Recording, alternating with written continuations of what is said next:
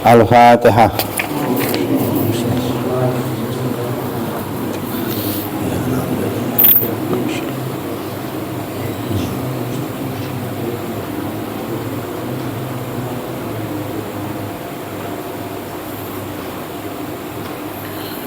Wa yalzamuhu al-wafa'u bihi.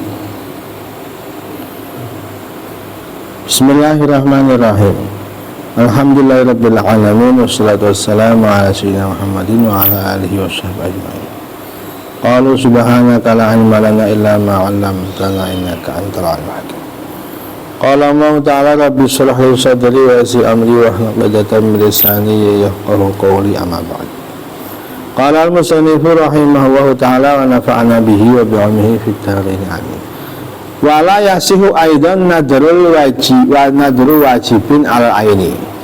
Sebagaimana tidak sah kemarin nadar maksiat. Nadar mau maksiat tidak sah. Begitupun nadar mau melakukan yang wajib ain. Sholat 5 waktu misalnya. Itu kan sudah wajib. Maka kok dinadari ya nggak sah, sudah wajib, ngapain dinadari? Saya nadar mau sholat subuh, nah ini tidak sah hukumnya. Saya nadar mau sholat Jumat. Berbeda kalau sholat jamaah, nah itu sah.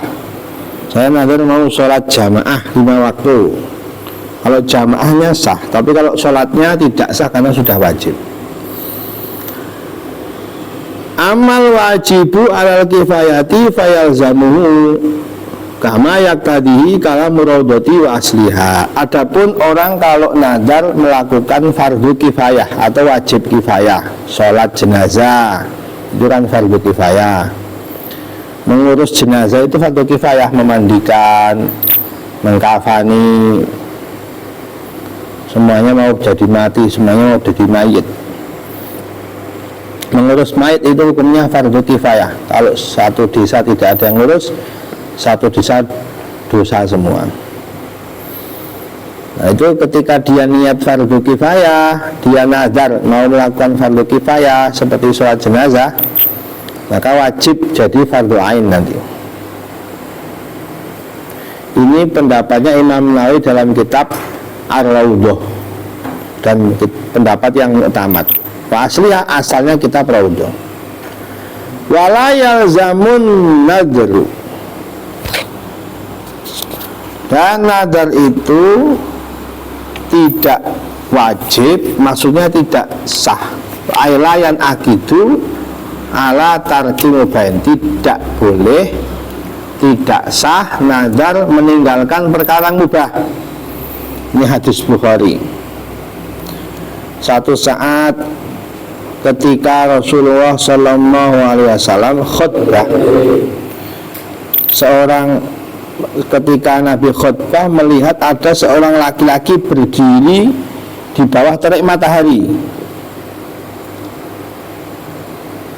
Terus ditanya, Nabi bertanya kepada sahabat, faqalu hada Abu Israil, kata para sahabat, ini orang namanya Abu Israil. Nadar ayasuma, dia nadar mau puasa, walayat udu walastahdilu wa takalamu. Dia nadar kalau mungkin sesuatu yang dia inginkan terpenuhi, dia mau puasa, tidak akan duduk, tidak akan berteduh, tidak akan bicara. Wah, luar biasa ini. Faqala sallallahu alaihi wasallam murruhu falyatakallam wal yastadilla wal yaqnut wal yutimma shaumah. Kata Nabi, ini hadis Sahih Bukhari ini, tetap dia ini suruh bicara, suruh berteduh, suruh duduk, karena ini meninggalkan perkara yang mubah. Duduk itu mubah, boleh direkam biasa orang. Dia duduk itu boleh, jangan ditinggalkan. Berteduh itu boleh, jangan ditinggalkan. Bicara pun boleh. Tapi kalau puasa, ini perkara yang perintah. Kalau puasa sah nadarnya, sempurnakan puasanya. Puasa saja. Kalau masalah duduk, berdiri, berteduh, bicara itu perkara yang mubah. Banyak orang sekarang itu kalau nazar itu aneh-aneh. Ada orang itu kalau calonnya menang, kalau pilihan, mau jalan kaki dari rumahnya sampai Jakarta misalnya, mau cukur gundul misalnya, banyak itu orang begitu. Itu nggak sah itu. Jalan kaki itu perkara yang tidak ada perintah. Cukur gundul pun nggak ada.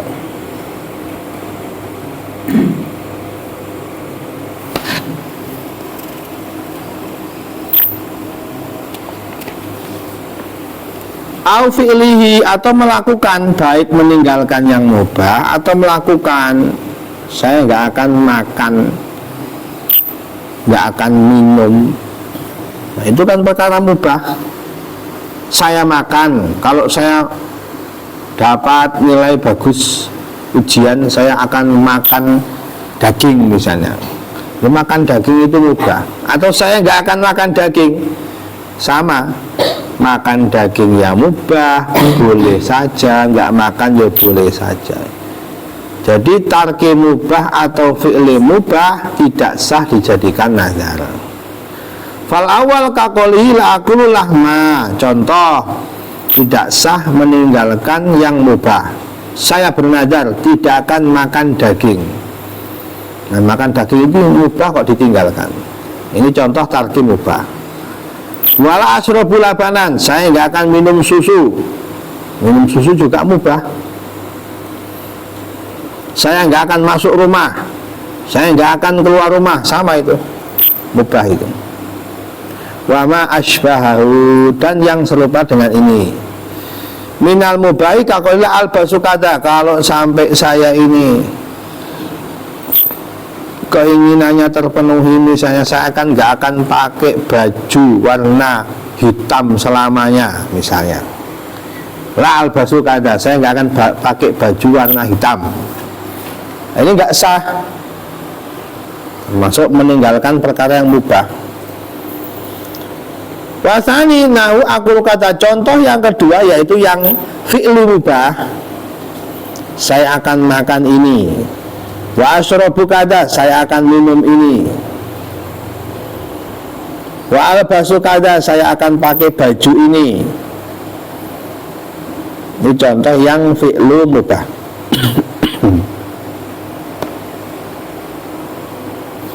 Wa idza khalafan nadrul mubah lazimahu kafarah.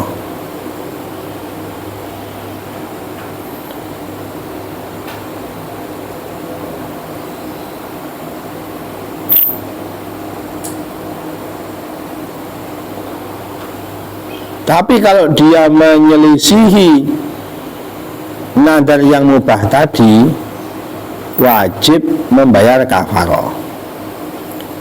Dia tidak wajib melakukan yang dinadarkan itu, tapi dia wajib membayar kafarah.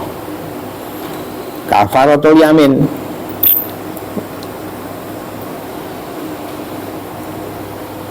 Yaitu puasa 3 hari ya, memberi sedekah atau memerdekakan budak itu. Ada bab kafarah. Kafarah ini dendanya orang sumpah. Tapi ini pendapat yang pertama, belum sepakat ulama. Ada yang mengatakan wajib membayar kafarah, ada yang tidak. Pendapat pertama yang dikutip oleh Ibnu Suja ini yang wajib.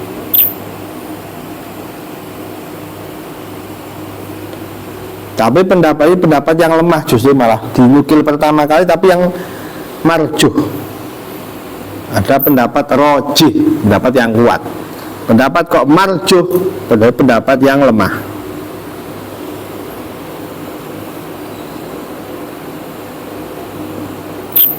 Menurut Imam Bajuri. Tapi menurut Ibnu Qasim yang rojih membayar kafarah. Intinya ini ada khilaf. Ada mengatakan yang kuat, yang pendapat yang kuat wajib kafarah. Saya kalau misalnya lulus ujian saya tidak akan makan nasi misalnya, tapi dia makan nasi, wajib bayar kafarah. Pendapat yang pertama. Pendapat yang kedua, tidak wajib bayar kafarah maksudnya, karena nggak sah. Ini khilaf ulama. Indal Baghawi, yang mengatakan wajib bayar kafarah adalah Imam Baghawi. Imam Baghawi dulu seorang ulama alim, punya kitab namanya Syarhus Sunnah. Beliau juga punya kitab tafsir namanya Tafsir Al-Baghawi. Dulu ketika beliau ini oleh Allah itu dikasih mati setengah. Jadi mati setengah itu nyata. Orang badannya setengah mati setengah hidup, mati setengah. Imam Baghawi pernah merasakan itu, mati setengah. Hanya orang nyangka dia sudah mati betul, dikuburkanlah Imam Baghawi. Setelah dikuburkan ternyata hidup lagi, matinya setengah. Bangun-bangun bingung, di dalam kuburan nggak bisa bangkit, nggak bisa gerak, sudah dikubur tanah, nggak bisa gerak. Terus beliau bernazar, kalau nanti ada yang menolong bisa selamat, ya Allah saya dikasih umur, saya akan menggunakan umur saya untuk mengarang kitab tafsir. Akhirnya ada orang penggali kubur, pencuri mayat, pengen mencuri mayat kain kafan, mencuri kain kafan. Dulu ada orang pekerjaannya itu mencuri kain kafan, saking miskinnya itu. Kalau ada orang mati baru dikubur, dibongkar, kain kafannya kan masih baru, dicuri dijual di pasar. Dulu ada orang kerjaannya seperti itu zaman dulu, zaman masih susah. Ini Imam Baghawi baru meninggal, ada penggali kubur, di gali kuburannya mau mencuri kain kafan. Ketika sudah sampai ternyata mayatnya bangkit. Ketakutan ini yang gali kubur ini, kok mayat bangun lagi. Terus kata Syekh Baghawi ini, jangan lari, kalau mau ambil kafan saya silahkan, tapi tolong saya antar ke rumah, mau ganti baju, ambilkan baju ganti. Akhirnya setelah itu beliau betul-betul hidup lagi, terus mengarang kitab tafsir. Watabi'ahu al-Muharrar, pendapat ini diikuti oleh Imam Rafi. Beliau punya kitab namanya Al-Muharrar. Wal Minhaj, Minhaj ini Imam Nawawi. Jadi Imam Nawawi itu ulama alim, beliau punya banyak karangan kitab. Saking alimnya, di kitab sini pendapatnya kadang A, di kitab sini pendapatnya kadang B. Itu saking alimnya Imam Nawawi ini. Bukan karena kata orang itu mencela-mencela, kok ngomong di sini, ngomong di sini. Itu karena saking alimnya, bukan karena mencela-mencela, karena memang agamanya sangat luas, pendapat sangat banyak. Beliau dalam kitab Minhaj mengatakan wajib kafarah. Lakin qadiyatur raudhah wa asliha adamul luzum. Tapi beliau Imam Nawawi juga ini sama Imam Nawawinya, tapi di kitab lain, kitab beliau namanya Raudhah, dan asalnya itu mengatakan tidak wajib.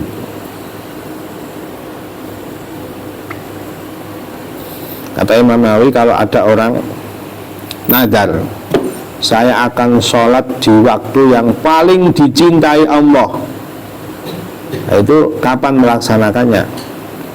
Dia melaksanakannya di malam Lailatul Qadar.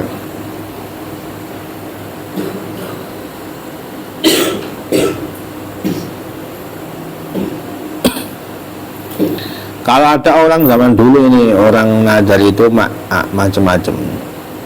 Kalau ada orang nadar, kata Imam Nawawi, kalau ada orang nadar mau menyembah Allah yang tidak ada yang menyamainya cara menyembahnya, maka dia harus jadi seorang imamul udma, seorang khalifah, pemimpin tertinggi negara Islam.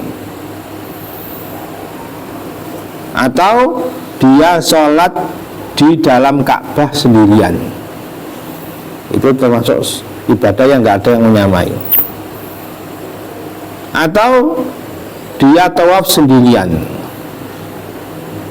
cara melaksanakan nadarnya seperti itu.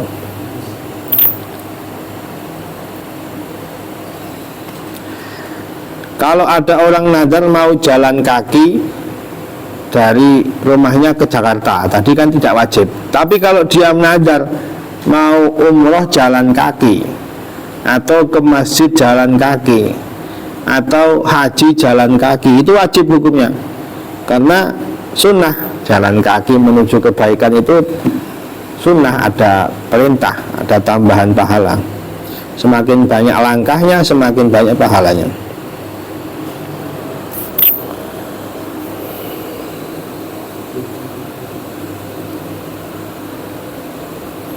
Kitabu Ahkamil Aqdiyati Wasyahadati. Wallahu a'lam.